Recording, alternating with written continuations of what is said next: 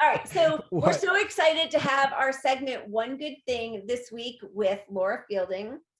And we are excited to talk to everybody about Whole Washington and the March for Medicare for All. Yes, and I might be a terrible person, but every week I hope we highlight something that you guys can attach yourself to and help and make the world a better place, even if I'm just going to drink my beer here on this podcast.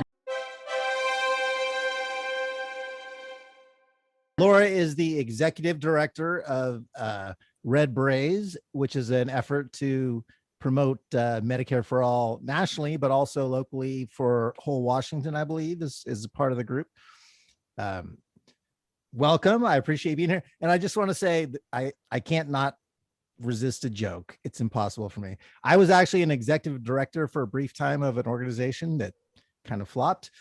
But I was ED Pat, which I didn't appreciate, because when you get to my age and someone puts ED in front of your name, it's not the most positive thing in the world. All right, back to the real stuff. Sorry, Laura. Stuff. Laura, welcome. Okay. Thank you for being here.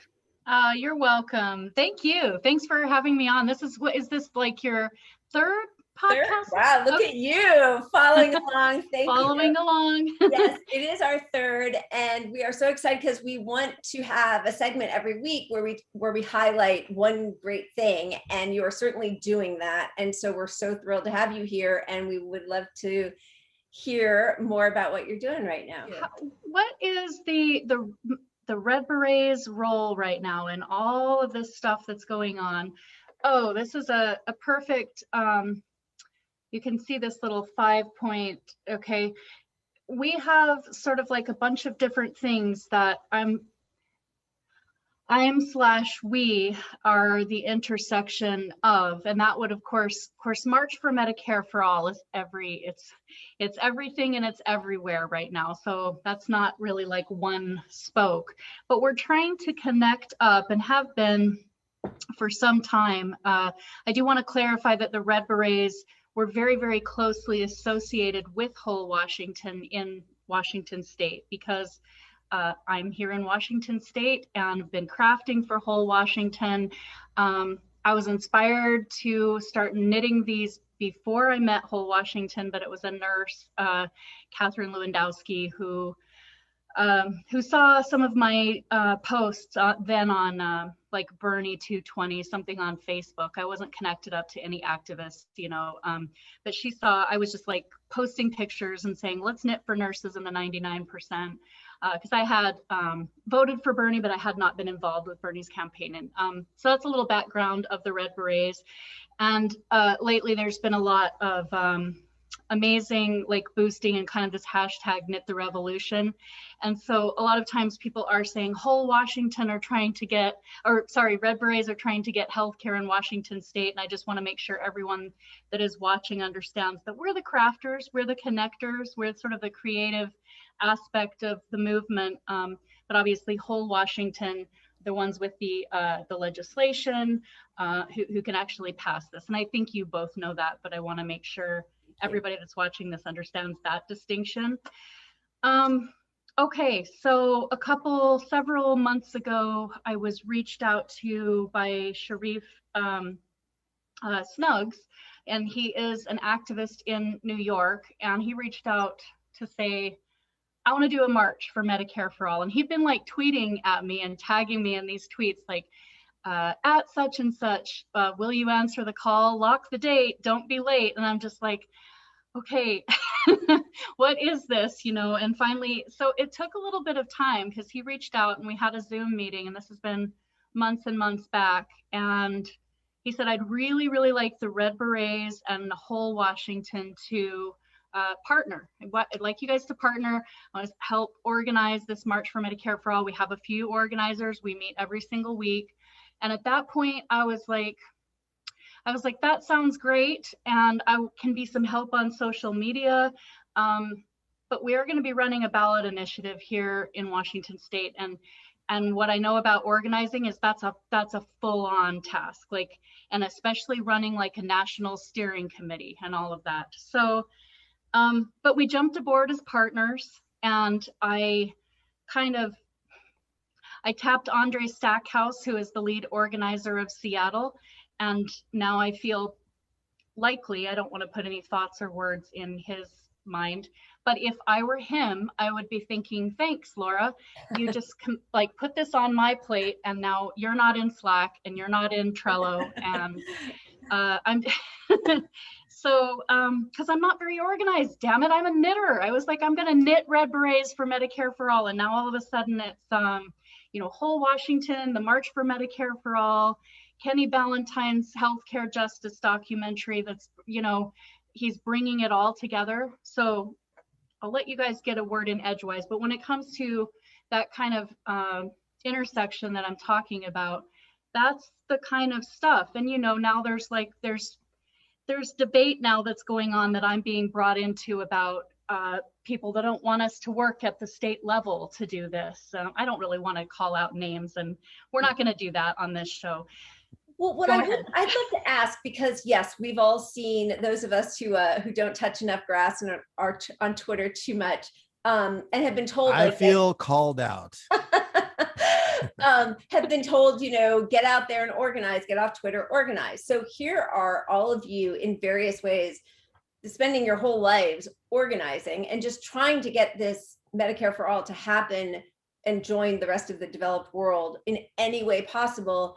And you're still getting picked at. And yes, we don't even need to call out specific names, but if you wanted to just sort of address some of those, I think, incredibly bad faith, dishonest attacks, or if you just want to clear up anything that you feel frustrated that you haven't been able to, or you can just tell them to fuck off. The thing I was talking about just a moment ago, I'm gonna leave that aside. We're working on that. We're working on some positive messaging with that. That's just a separate little wow, all of the different intricacies of trying to coalition build. Leave that stuff to us, because that's my specialty. I will take on the trash. I will take the trash out. That's my contribution to this family. There you go. I like it. I remember this has been a while back, but I added Pat, this was during the Bernie campaign, but it was when somebody was like, and who knits in, why did you choose Republican red? And I was like, I just know, I'm just going to at Pat. And Pat's like, you piece of shit. That's how I build a coalition. Excuse me, you piece of shit. But there was no more troll, no more headache. Whatever he said, it was funny, and it shut that shit down right away. I love it. That's exactly, yeah. Well, so can I just bring up a little part of this that may not be understood right now? Is Whole Washington is a ballot initiative. So it is by-stepping the politicians in the state, which is, as a Californian, I support every way we can push it. Like, if you want to get 4 people together and have a potluck, and there's only 4 people, but it's promoting Medicare for All, and maybe you get 1 more person in, go for it. If you want to march, go for it. If you want to, whatever. But in California, we pressured all of our representatives to say they would support and pass SB. It's been so long, I forget, but like 452 or something like that. And essentially, it was a state version of Medicare for All. At the time when Trump was going to he was trying to overturn the Affordable Care Act. So we would have been strapped, and this would have protected us. Yeah. And our California Democrats, not only did we get enough of them on board to support it, it was literally in their bylaws or their I forget what you call it, but like the platform, it was in their written platform to pass universal health care. And so they tabled the bill. So, New York just did the same exact, they repeated what California did. So the idea of us, I think it's great to get every politician on record saying they will support these things, but that alone is not going to do it. So if there's a possibility of a ballot initiative, I think it's despicable to not support that. That's my personal view.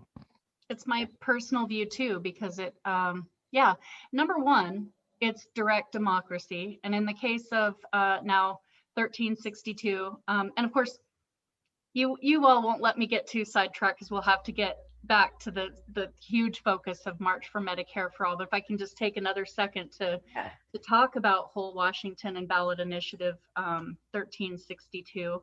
Yes, we had 7 Senate co-sponsors, or 1 prime sponsor and 6 co-sponsors just this last legislative session for SB 5204, and we were blocked from receiving a public hearing.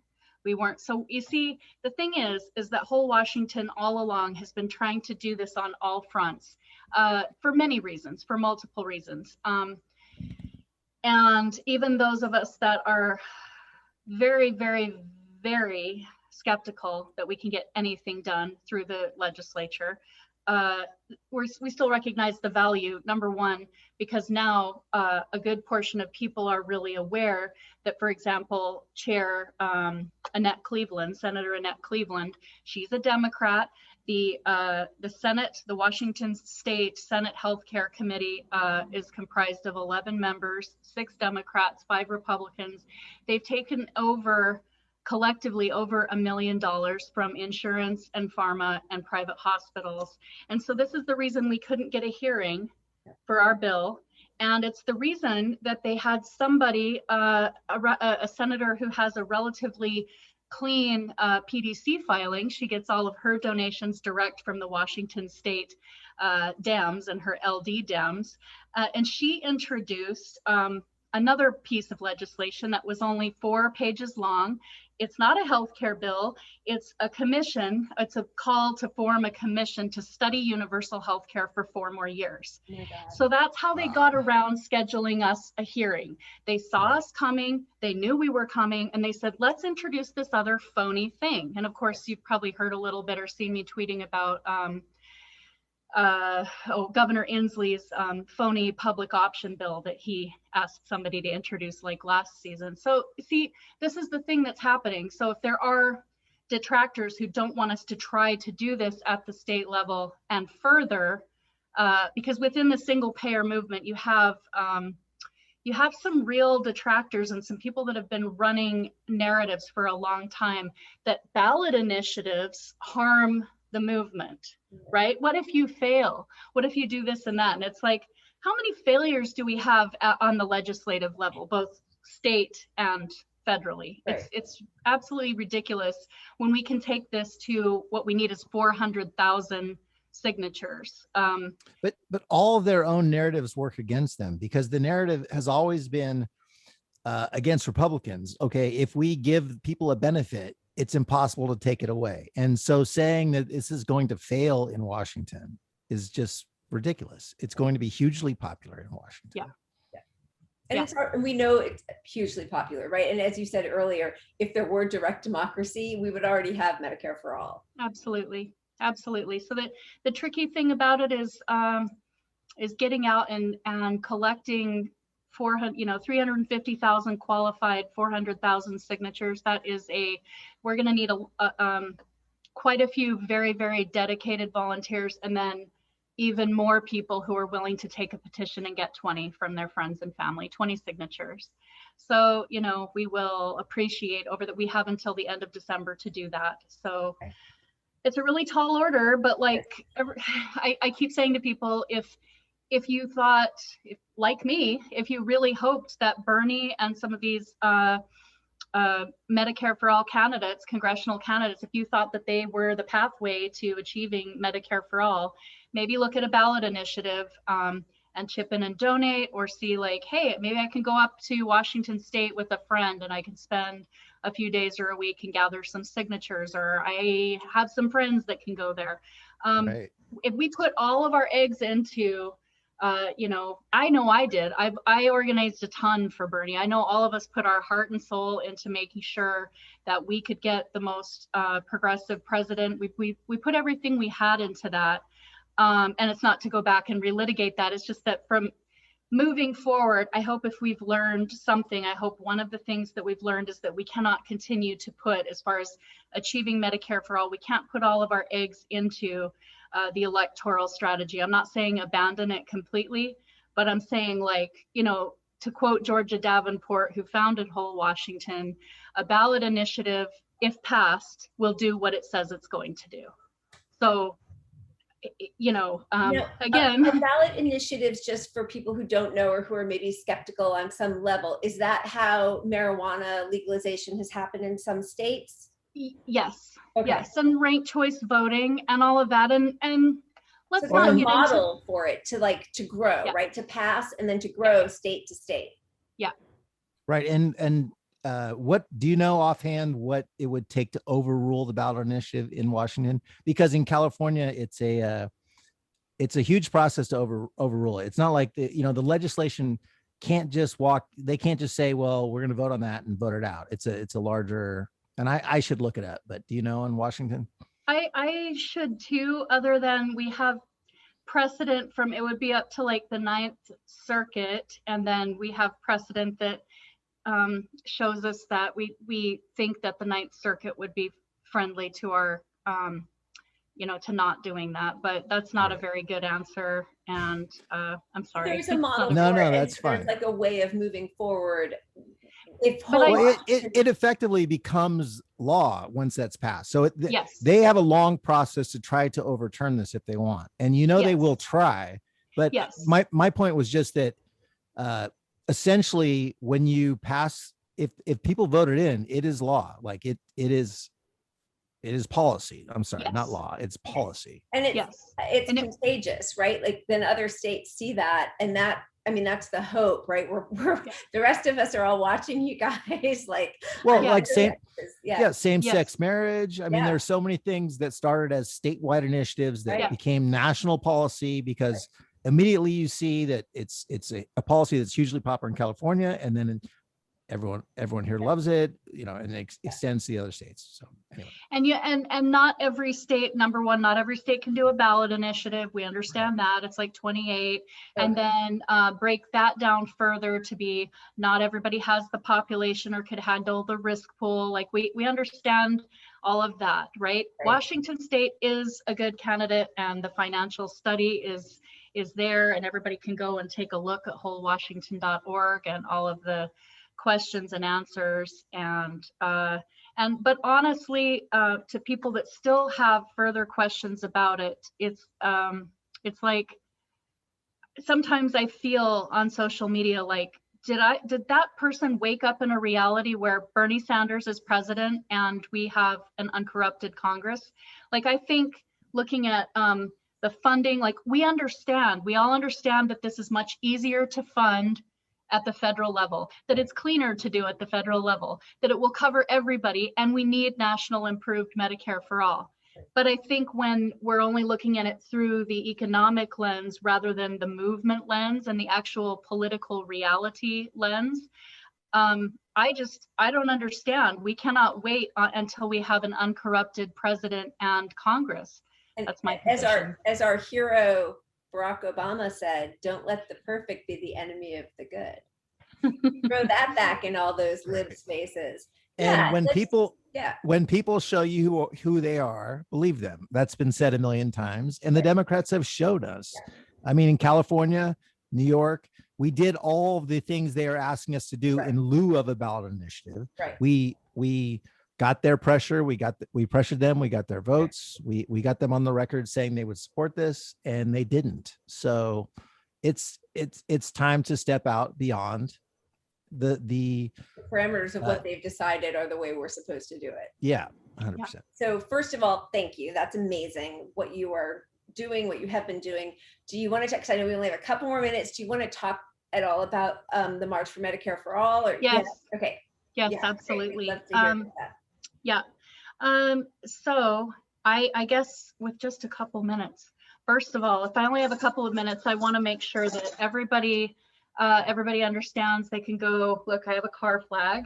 And we'll put up all that information in the show. Okay, perfect. Yes. Here's my bumper sticker and all my red berets that I'm going to be mailing out a few berets to people at different marches and whatnot.